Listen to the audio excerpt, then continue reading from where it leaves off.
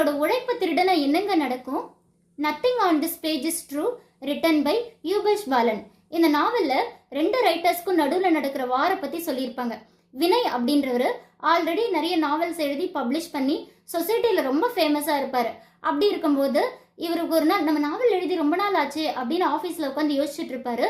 ஒரு single word கூட click ஆகாது.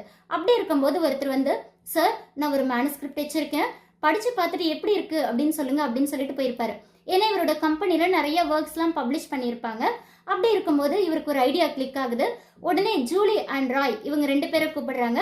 அவங்களுக்கு ஐடியா புரிஞ்சுது. உடனே, சார் அவரோட நேம் உங்களுக்கு தெரியாது, ஃபேஸ் தெரியாது, அதனால அவர் எழுதின மேனுஸ்கிரிப்டை அப்படியே நீங்க எழுதின மாதிரி பண்ணிடலாம். கவர், அப்புறம் அவர் பிளாக்ல எழுதியிருக்காருன்னா நம்ம ஒயிட்ல மாத்திரலாம், டைட்டில் எல்லாமே மாத்திரலாம் அப்படின்னு சொல்லிட்டு செம்மையா பிளான் பண்ணி மாத்திடுவாங்க.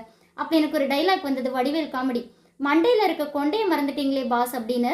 அதாவது எழுதின ரைட்டர் உயிரோடு தானே இருக்காரு, ஆனா அவங்க அதை பத்திலாம் கேர் பண்ணாம நாவலை பயங்கரமா பப்ளிஷ் பண்ணிடுறாங்க. அந்த ஒரிஜினல் ரைட்டர் இவங்களை கான்டாக்ட் பண்ணா கூட அதெல்லாம் பயங்கரமா கிரிமினலா ஹேண்டில் பண்ணியிருப்பாங்க. அது எப்படி ஹேண்டில் பண்ணாங்கன்னு நீங்க படிச்சு பாருங்க தெரியும். 1 இயர் கழிச்சு திடீர்னு அவங்க ரொம்ப சக்சஸ்லாம் என்ஜாய் பண்ணிட்டு இருப்பாங்க. அப்படி இருக்கும்போது அந்த ரைட்டர் வந்து கேஸ் ஃபைல் பண்ணுவாரு. அது மட்டும் இல்லாமல் நிறைய கேம் எல்லாம் விளையாடுவாரு. இந்த இடத்துக்கு வாங்க, இந்த இடத்துக்கு வாங்க அப்படின்னு சொல்லிட்டு அவங்களை கூப்பிட்டு பயங்கரமா விளையாடுவாரு, ஹைட் அண்ட் சீக் கேம்லாம். அப்போ வினய் பயந்துருவாரு. இதை பார்க்கும்போது எனக்கு ஒன்று தெரிஞ்சதுங்க, மற்றவங்களோட உழைப்பை திருடினா ரொம்ப நாள் நல்லா இருக்க முடியாது, ஒரு நாள் மாட்டிக்கணும் அப்படின்றது எனக்கு புரிஞ்சுது. ஸோ அது மட்டும் இல்லாமல் நாவல் ரொம்ப ட்விஸ்ட் அண்ட் டர்ன்ஸோட ரொம்ப அழகாக கொண்டு போயிருப்பாரு ரைட்டர்.